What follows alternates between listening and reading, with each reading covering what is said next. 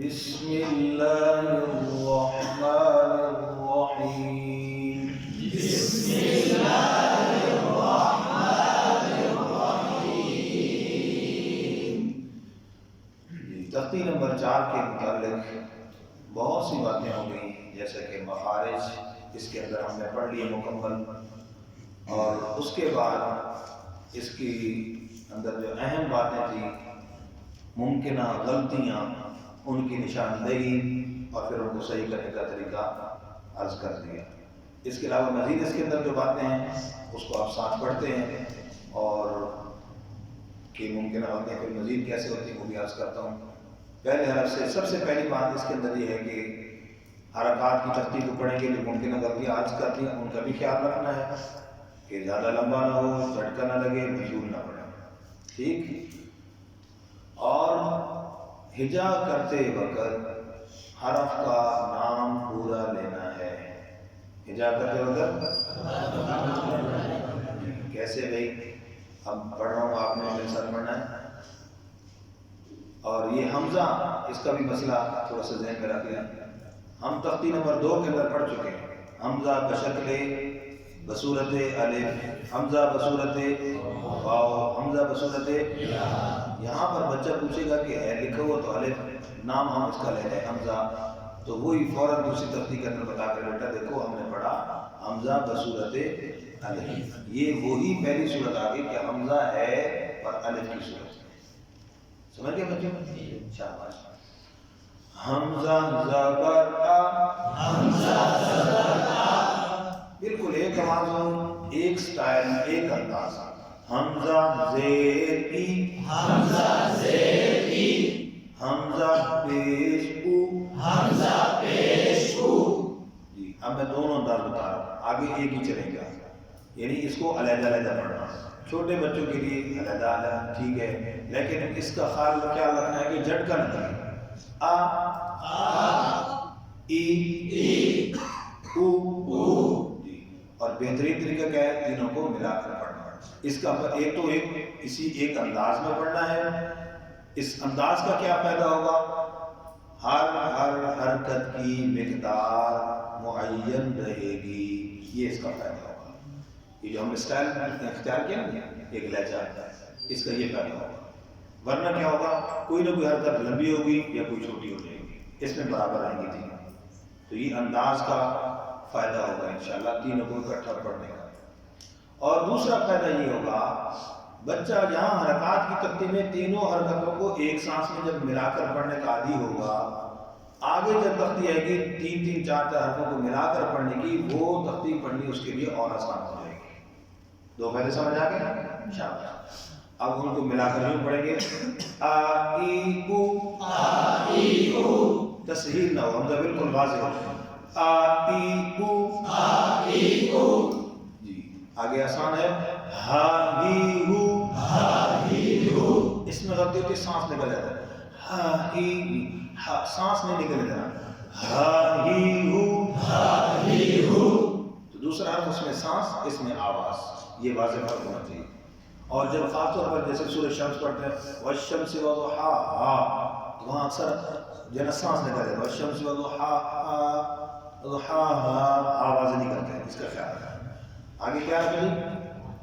عین. اس کا خاص خیال رکھنا ہے. عین بھی انہی حروف میں سے ہے کہ جیسے میں نے عرض کیا تھا کہ ایک ہے حرف کا نام اور ایک دوسری ہے اس کی حرکت کے ساتھ.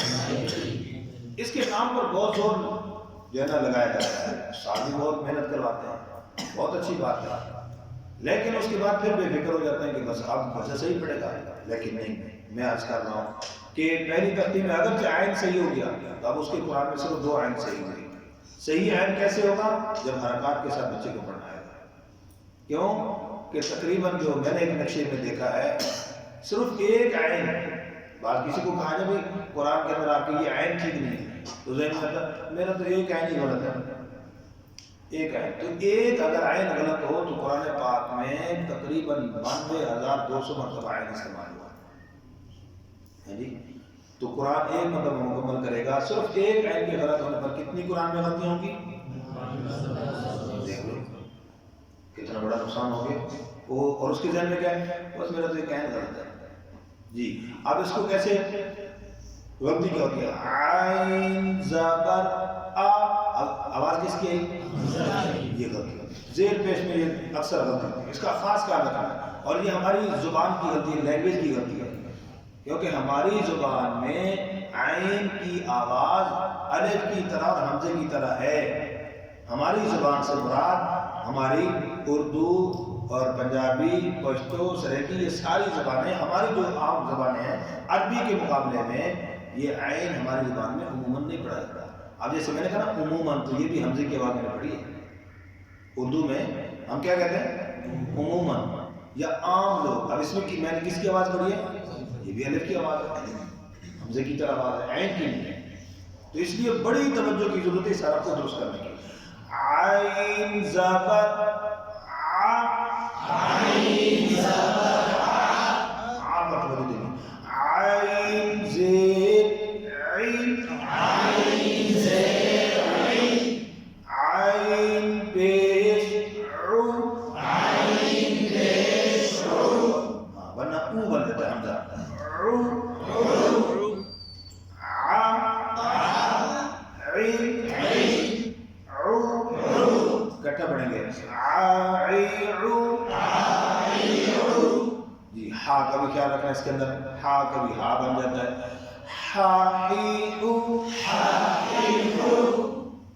غین ہجر کرتے ہوئے حرف کا نام غین غین زبر غ غین زبر غین زیر غی غین زیر غین غین پیش غو غین پیش غو غاغی غو غاغی غو خاخی خو خافی غو خا خی خی اب یہاں بالکل بریک نہ ہو جائے اور خوئی بھی نہ ہو خی خی خو خو جی. قاف زبر قا قاف زبر قاف قاف زیر قی قاف زیر قی قاف پیش قو قاف پیش قو قا قاف قی قی قو قاقی قو قاقی قو موٹے روح کو خاص طور پر توجہ سے پڑھا علیحدہ رہتے ہیں تاکہ اکٹھا پڑھیں تو کہیں ایسا نہ ہو کہ ہماری شروع ہو جائے بالکل دھارا بدل جائے. کاکی کو کاکی کو یہ کہاں ہے کی یہ ٹیڑھا نہیں کرنا. کاکی کو کاکی کو جاجیجو جاجیجو شاشیشو شاشیشو یاجیجو یاجیجو ضاد زبر ض غاد زبر غاد جی خیال کر بھائی غانہ بن جائے. اب اس میں کیا ہوتا ہے غاد یوں صحیح سے پڑھیں صحیح پڑھیں گے جب پڑھیں گے حرکت کے ساتھ پھر غاد ہوگا.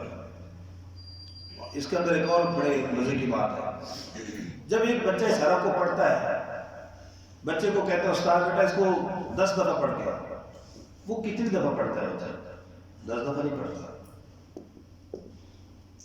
اب میں آپ کو جو اصل لاجک بتانے لگا وہ بڑی مزیدار ہے. وہ کیا ہے اس کا جب آپ ہجا کریں گے نا تو ہجا کرتے وقت ذرا غور کرنا ایک حرف صرف ایک مرتبہ جب ہجا کر کے پڑھیں گے اور ملا کر پڑھیں گے وہ ایک حرف کتنی دفعہ پڑھا جائے گا. اب ذرا غور کرنا آپ اس کو گنتی کرنا آپ نے خود تاکہ سمجھ آ جائے.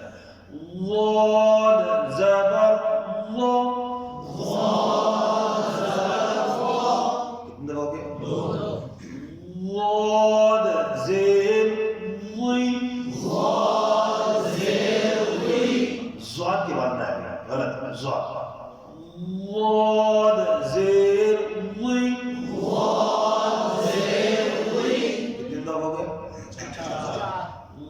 ضاد پیش ضو غاد پیش غو کتنے دفعہ ہو گیا شیر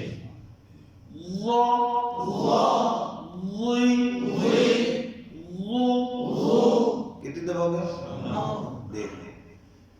جب بچہ اس تختی کو صحیح کر کے مشق کرے ایک دفعہ جب اس تختی کو پڑھے گا تو ایک حرف کو کتنی بار اس کو پڑھنا پڑے گا؟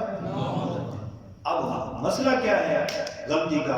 بچے جب حرف کا نام لیتے ہیں تو صحیح پڑھتا ہے، حرکت کے ساتھ غلط پڑھتا ہے۔ اب استاد کہتے ہیں اس کو کیا ہو گیا؟ بچے کو کہتے بیٹا کیسے؟ کہتے وہ، استاد کہتا ٹھیک ہے۔ اب وہ زبر ز، وہ زیر زی، وہ پیش زو، اب اس نے نام لیا وہ حرکت کے ساتھ پڑھا زا، مشق کیسے صحیح ہوگی؟ ادائیگی کیسے صحیح ہوگی؟ یہ نقصان ہوا ہے۔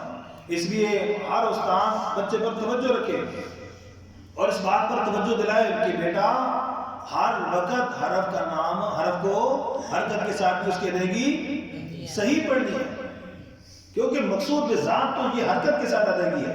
وعد مفردات میں قرآن پاک میں کہاں آئے گا؟ ہے کہیں پہ بھی نہیں آئے گا۔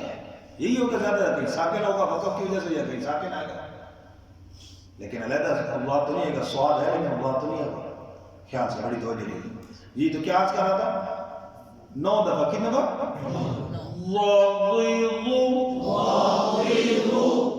جی آگے آسان ہے، کیا حرف ہے جی؟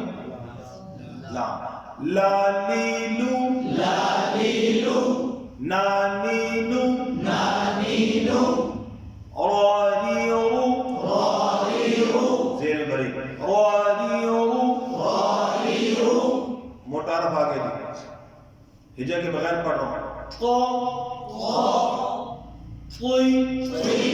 دیکھو تین ہو جائے، تو تانا بن جائے، کٹا پڑھیں گے، تو موٹے حروف کو ویسے بے شک اکٹھا بھی پڑھا ہے، لیکن موٹے حروف کو پڑھاتے ہوئے پڑھتے ہوئے ایک مرتبہ علیحدہ بھی پڑھنا ہے، تاکہ زیر اور پیش میں وضاحت کے ساتھ سن سکے استاد کہ کہیں یہ توا کو تا تو نہیں پڑھ رہا بچہ، یا میں خود کہیں توا کو تا تو نہیں پڑھ رہا۔ ٹھیک ہے جی، پھر اس کو بے شک اکٹھا بھی پڑھیں گے۔ تاتی تو، تاتی تو، دادی دو، دادی دو، سواد سواد پورا جی، سواد سواد سواد سوئی سوئی سو سو سواد سوئی سو سواد سوئی سو ساسی سو ساسی سو زازی زو زازی زو وہ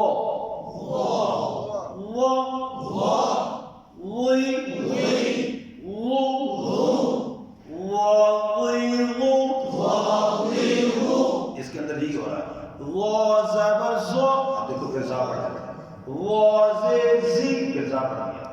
اب اس طرح جناب میں نے بڑی دفعہ مشق کی تھی، بڑی پریکٹس کی، وہ پڑھا پریکٹس ہی غلط کیا۔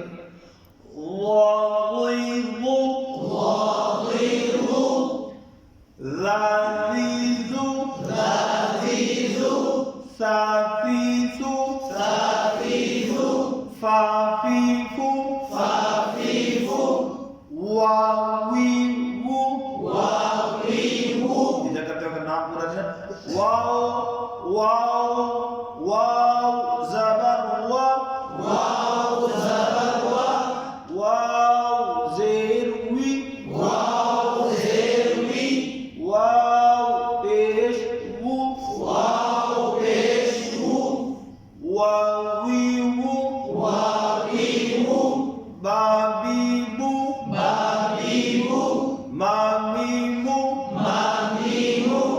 ٹھیک ہو گیا؟ یہ ہے ہمارا اس طریقے سے اس ترتیب کے اندر اہمیت کے ساتھ اس کو پڑھنا اور اس کو پڑھانا۔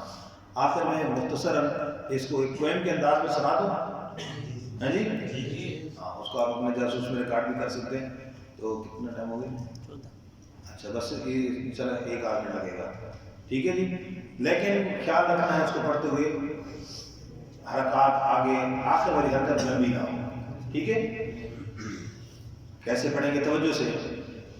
آئیو ہائیو عائیو ہائیو خو، کیا ہے جی؟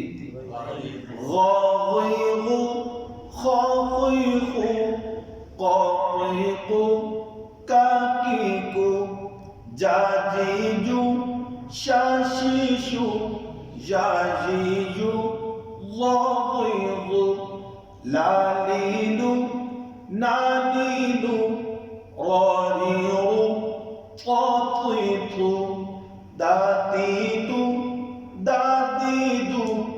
صاصيص ساسيس زازيز ضغيظ ذاذيذ ثاثيث فافيف واويب بابيب مانيف